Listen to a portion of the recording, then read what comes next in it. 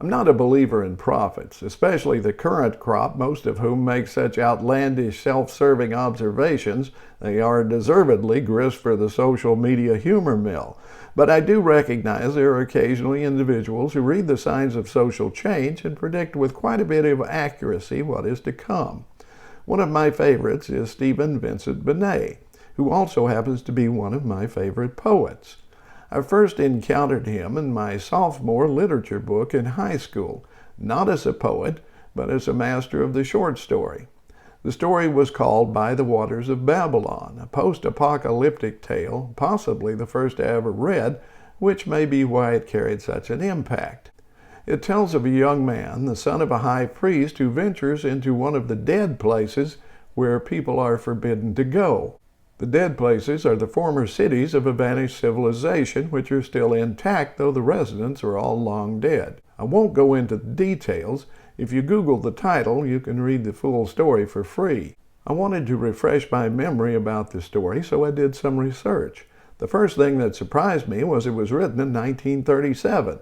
Not having been alive at the time, I don't know if others were projecting weapons that could kill all the people in a city while leaving the buildings intact, but I kind of doubt it. Poison gas had been used extensively on the battlefield during World War I, but it seems a tad unwieldy to be used to destroy an entire civilization. In the story, the dead places have been avoided for eons because of a perception of lingering evil, just the sort of thing atomic weapons would produce.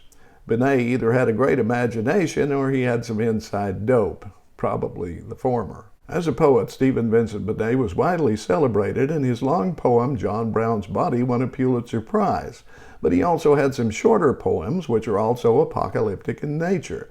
The first is Nightmare at Noon, written in 1940, in which he compares the complacency of the United States with that of places like Spain, Norway, and Holland before the fascist bombs began to fall. Another poem, also from 1940, is Nightmare for Future Reference, in which a father must tell his 18-year-old son one of the consequences of the perpetual war in which they are involved is sterility for all of humanity. Later in the 1940s, he brought us Metropolitan Nightmare, with the city of New York becoming tropical. Sound familiar? And Nightmare number 3, in which all the machines revolt against their creators. This was many, many years before Stephen King came up with Maximum Overdrive, or very many people outside the science fiction world had considered the possibility of AI. Finally, Nightmare with Angels predicts, "You will not be saved by General Motors or the prefabricated house. You will not be saved by dialectic materialism or the Lambeth Conference. You will not be saved by vitamin D or the expanding universe. In fact, you will not be saved." The Lambeth Conference, if you're not familiar with it, is a gathering of Anglican bishops held every 10 years at Lambeth Castle, the home of the Archbishop of Canterbury.